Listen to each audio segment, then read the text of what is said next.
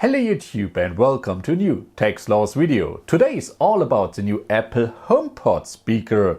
I've got both versions, here the white one and the black one, and I've now tested them for over one whole week, and not only myself but a lot of friends, family members, everybody wanted to listen to the new Apple speakers.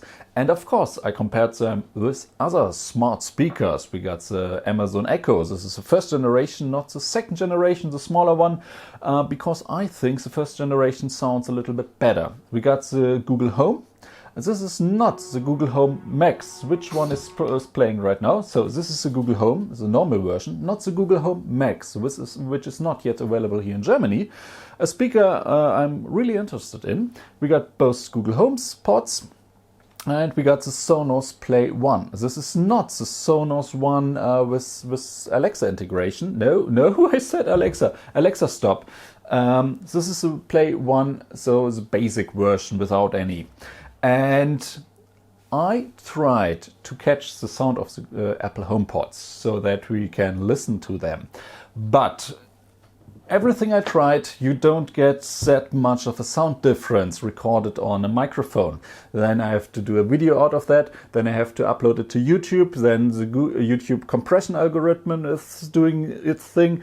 And when you see the final result, or if you try to listen to the final result, you don't hear that much of the normal experience you get if you're listening to those speakers. I've seen or I've heard that in other YouTube reviews about the HomePod, you can't catch the sound. So I'm trying my best here to give you the impression of the sound. Apple themselves is telling us the Apple HomePod is at first the speaker and then a Siri device you can talk to Siri and communicate with Siri. I would exactly do the same thing if my smart assistant would be called Siri, because compared to all the others, or most of the other digital assistants, we got Microsoft's Cortana, we got Amazon's Alexa, we got Alexa, stop. And we got the Google services. All three are way better than Siri. Of course, Siri can do all the basic stuff that it could do when Siri was presented years ago with the start of the iPhone 4S. So you still can set an alarm clock, set a timer, you can still play some music with Siri. Yes, all those basic things you can still do with Siri and you can do with the Apple HomePod speakers. But compared to all those other smart assistants, Siri can do way less than those. So, first of all, sound quality. Yes, compared to those speakers, the Apple HomePod is the best speaker system. Period. No question asked. But now, this is a thing a lot of reviews are telling you. But I will tell you now that in a normal day usage scenario, it doesn't matter which of those speakers you get. Yes. Where are you going to use your speakers? You're going to use it, I'm sitting now in the kitchen, you're going to use it in your kitchen, maybe in your bathroom, maybe in your living room, maybe there, maybe.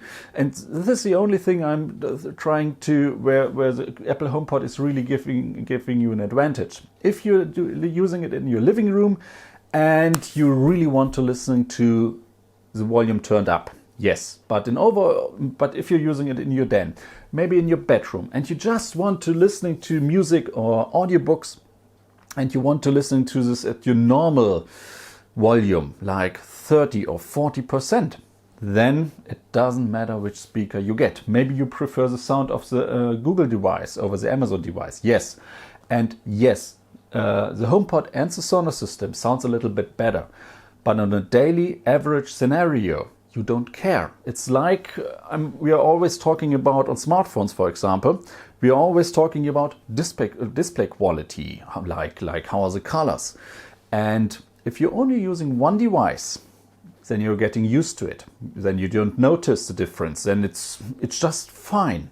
You will only notice the differences if you're going to compare it directly with other speakers, or in that case with another display.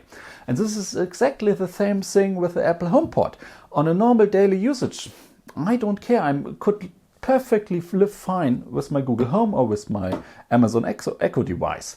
If you get those devices, not the small devices, then it's clear. But here you can listen to music, your radio stations, not on the Google HomePod, but we come to that later. But it doesn't matter. Sound quality is just fine on all those devices. So this is the standard talk. Now we are talking about turning up the volume. Say you maybe want to listen to music louder, or you're maybe giving a party. Then it's always the question, if you don't take big, normal or better speaker system and not a smart digital assistant built into a speaker. But I really have to give you that, or give the speaker that. Google Home and Alexa, you can turn up to maybe 40, 50, 60%, then they still sound fine. The Sonos system, you can turn up to 70%, it's still fine. Above that, the sound is not any good, or I think. The bass is not on point. The heights are they're not crisp clear, there's so much noise you get. But the Google Home you can turn up to 90%, maybe 95%. And the sound is still great. The bass is on point. It just sounds good. This is the main difference. On the level, and this is what I'm talking about, on the sound level to 30, 40%, maybe 50%, they are all okay. But if you're turning it up, then the Google HomePod clearly is the winner. And yes, if you're listening, comparing the speakers close to each other, the Google Home speaker here and there wins also. The other part wins the Sonos device. Those speaker systems, no. Those speakers are the best in terms of sound quality. Yes. So what is the price point we are talking about? I guess the Sonos Play 1 costs $200 US, HomePod $350, Google Home $130, Amazon Echo $100. The Google Home Max costs you $400 US, and this is the point I'm really surprised that Apple did not build the priciest speaker with the smart assistant. No, this is the Google Home Max at the moment. So this is just speaker quality. Another thing where the Google HomePod, the Apple HomePod is clearly the winner in terms of activating the digital assistant, in terms of how the microphones are able to listening to your voice. On all those systems, except the Google HomePod, you get trouble if the music is loud. Then you have to shout the activation word, which I'm not doing yet at the moment, just for you guys. But you really have to shout, and maybe you have to repeat it. Yes, we all know the struggle. But Siri on the Google HomePod, there's no such problem. The device or this HomePod can play at 80%, and you just say, hey, I don't say it, but you could just say, Siri, do this and that, and the HomePod will understand you. This is a point where Apple has done a really, really good job. So the HomePod will recognize your voice no matter what. And this is good, and now the bad thing. The Google HomePod at the moment will only recognize your voice. There is no differentiation in who is speaking on the HomePod. Google can do that, Amazon can do that, but Apple HomePod not. And I don't know why, because on our iOS devices we got Siri and we got this activation thingy. And you can train Siri only to listen to your voice, and it mostly works fine. I don't know why they're doing this not on the HomePod, maybe not yet. So this is another downside. Then let's get to the point. I already told you, Siri is not the smartest digital assistant right at the moment out there. No, other digital assistant, I noticed Cortana, Alexa, Google are all smarter. Another thing, Apple, and I don't know why they are doing it. You only can use the Google Apple HomePods with Apple's own music service. You can use the Apple Music subscription. This is the only thing. And yes, you can use iTunes Match, and the HomePod is able to play your music that you uploaded to iTunes, which I think is great. This is nice. 2 weeks ago, Google made the same move with Google Music and stuff you uploaded to there. So now you can play, the Google Home devices can also play your music that you uploaded there.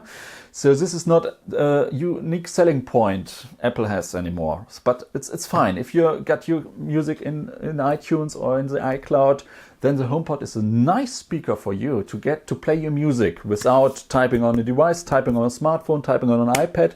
No, you just say, play this and that, and it's playing. This works fine. This is the thing.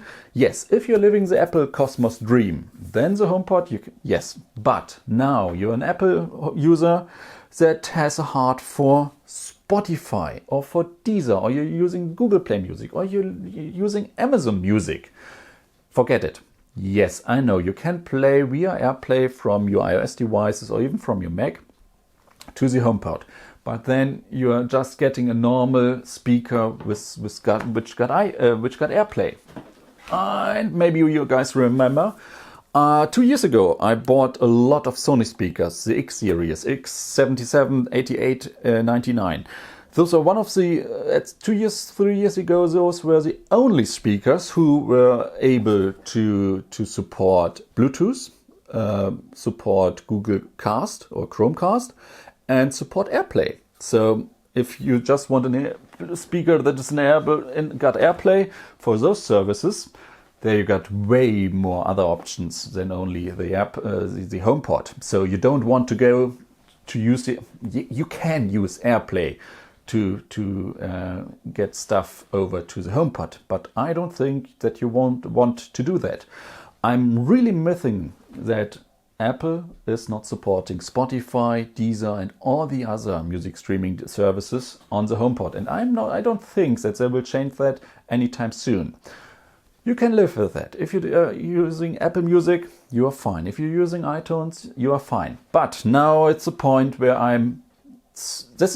now up to there, I still would be able to live with the HomePod, but not without my radio.